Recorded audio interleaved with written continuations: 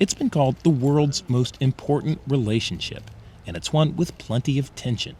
And Mr. President, after today, would you still refer to President Xi as an adherence to term that you used earlier this year? Well, look, he is.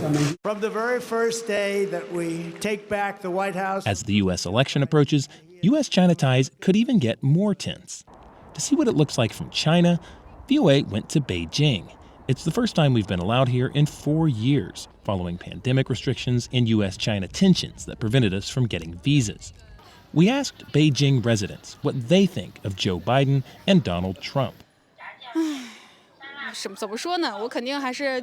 Thinking of my own country, whoever gets elected, he's not going to be good for us. Speaking as an ordinary Chinese student, I prefer Trump. Even though he can be pretty over the top, at least he's doing this for the good of his country. Trump's China policy was unpredictable, alternating between sharp attacks and high-stakes personal diplomacy. There was a lot of friction between the United States and China, and now it's a love fest. Here in China, Trump has a nickname. It translates to something like Comrade Nation Builder.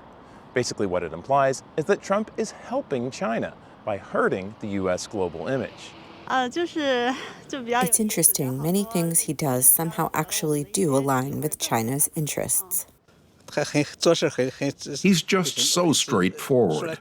And sometimes he does things in a way that seems to objectively help China. Trump imposed painful tariffs that hit China's economy, but he also strained relations with many U.S. allies. And he pulled out of or criticized many groups at the heart of the U.S.-led global order.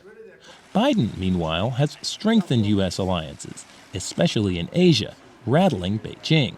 He does present more traditional U.S. approach. He emphasizes allies. He pushed for the ideological values, and he even conducted the democracy versus autocracy summit. Despite those frictions, ties have stabilized under Biden, a development welcomed by many in China. We don't want to see a downward spiral, like we used to have, because if that happens, that could be very dangerous for not only U.S. and China, but for the world.